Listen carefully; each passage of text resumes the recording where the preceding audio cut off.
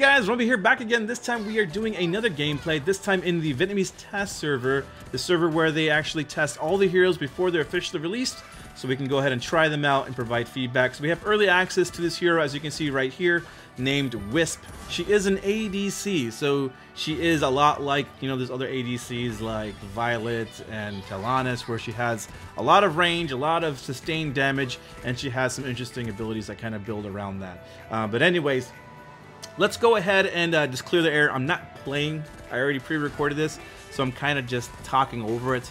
So in case you're wondering, since I know I'll probably get asked that at least once, I pre-recorded this, so I'm just voicing over it. But anyways, let's go ahead and go over her abilities. So what does she do? Her first ability is a dashing ability, as you can see right there. It also empowers her basic attack, changing her ammunition from bullets to grenades. And by logic, it makes her basic attacks do splash damage.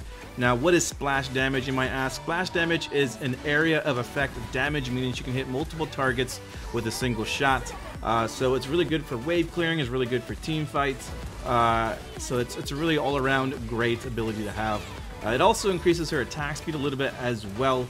And so yeah, so again, it's a movement speed, or not movement speed, a dashing ability that empowers a basic attack, doing extra damage, providing a splash effect, and increases her attack speed by a little bit, I think. Her second ability, she throws out a barrel, and when it reaches its full length, it'll explode and stun targets in that area, as you can see here in a second. So it looks like I stunned Illumia. You can't really see it too easy, but that's what it does. Her ultimate is where she calls in a bombardment of just AoE damage. It's actually really, really strong late game as well, because it stacks in with your AD damage, and it's just pretty devastating for team fights. And even when you have an enemy running, it still like drops at least 2 or 3 hits before they get out of it, because it's a pretty long range. It's not global, but it's long enough to where it's fairly relevant as an ability. But anyways, so that's her kits. The one thing I didn't mention is her passive, so I'm not sure exactly everything it does, but the one thing I'm sure it does is when you die, you drop grenades, and if enemies run over them, they take damage. So that is her kit in its entirety. Let's go ahead and just talk about the game, I guess. So I can see here my teammates need help, so I rotated up to help kill that enemy there. Saved Murad just barely. Probably going to mid lane, it looks like, to, well, going back to mid, or bot lane. I was going to go to mid lane to kind of help clear up Violet and Illumia, but it looks like the engagement kind of stopped, so I'm going back down to bot to clear the lane. Yeah, I mean, just the kits and the visual appearance of this hero is so interesting. Like, I just love the heroes they release here, because it feels very unique, it feels very polished, and just fun. The entertainment factor is very high, not just visually, but also obviously how you play the hero. It's just a really fun, unique ability kit as in like everything she does as a whole. It's just really great and really fun. As far as build, I think she's really great with oh, I lagged here.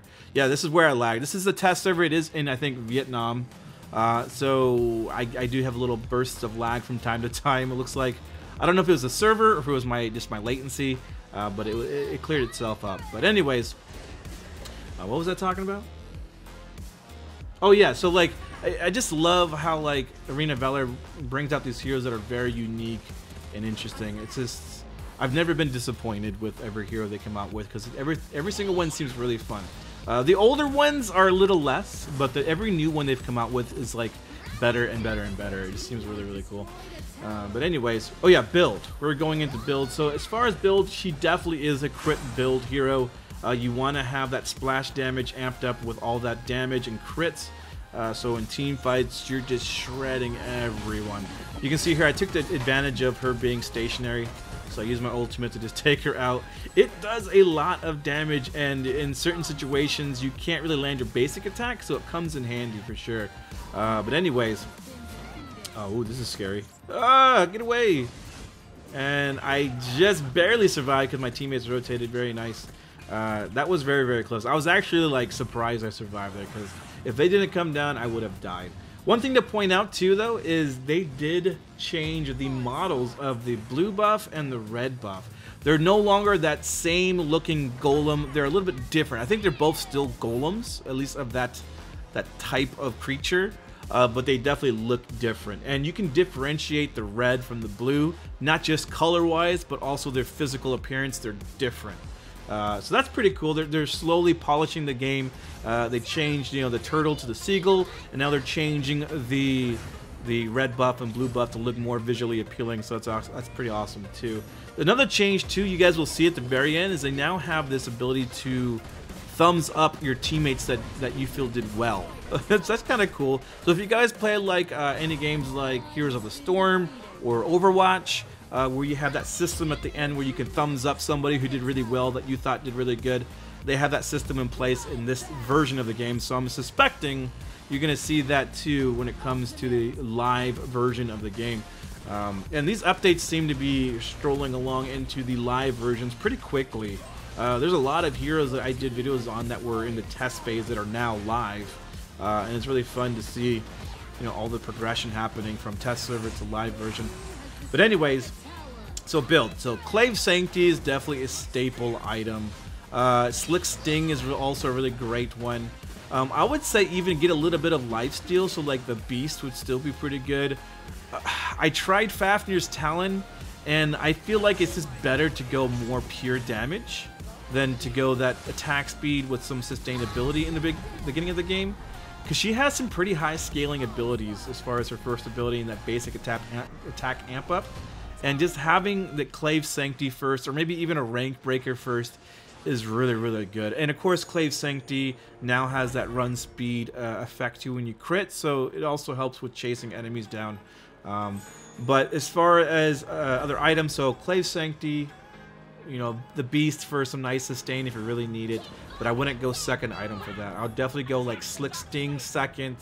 Third item, probably going into Rank Breaker or Miramasa, one of the two.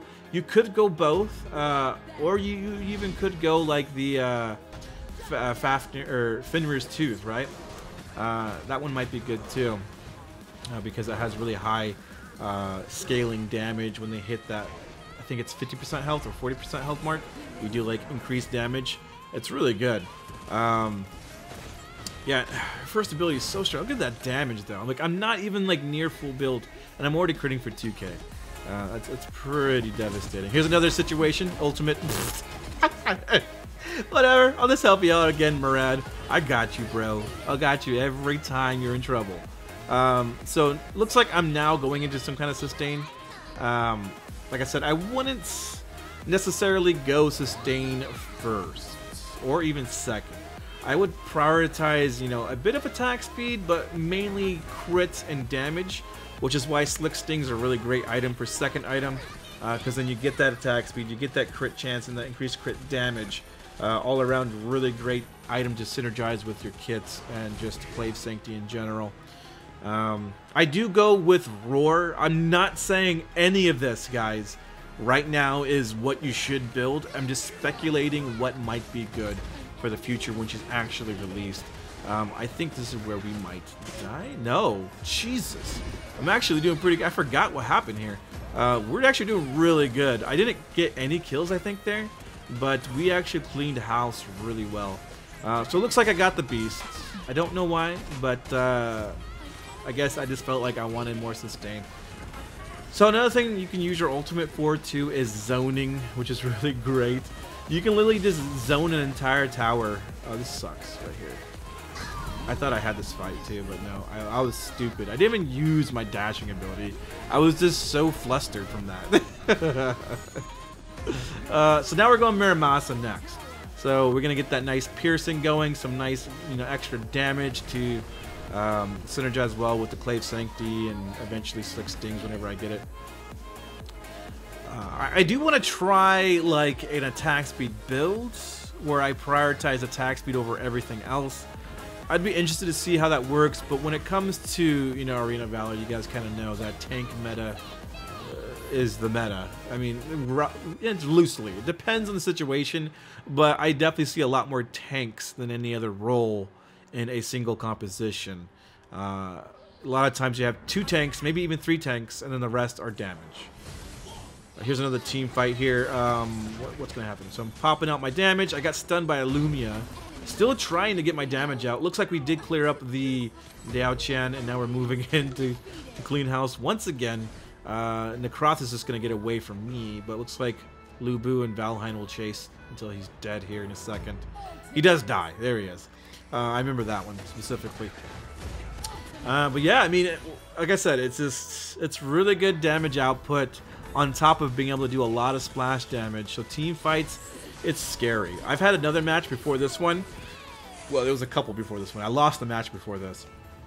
But the one before that, we cleaned house. Like, it was nothing. Like, they kept grouping up. There's a lot of melee heroes in that team in that previous match, and we just cleaned it up. Like, every time they grouped up to fight, I would just use my A ability, do all that splash damage, and I even got a quadra kill.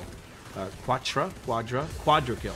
Not a penta, but you know, it would have been cool. But anyways, so I think we're coming to a close though. So there is the new. Well, are we coming to a close? Yeah. Oh yeah, that's right. We clean up again. Back to back. I'm about to die. Come on, clean it up. Clean it up. You got it. Oh, there it is. So there we go. Hopefully you guys enjoyed the new hero coming to you very, very soon. Hopefully named Wisp. She is an ADC. If you guys like this, definitely leave a like and subscribe. She is looking like to be one of my favorite ADCs going forward. Tell Honest and her are kind of tied for me. But yeah, there you go. Hopefully you guys enjoyed, and I will see you guys next time. Later.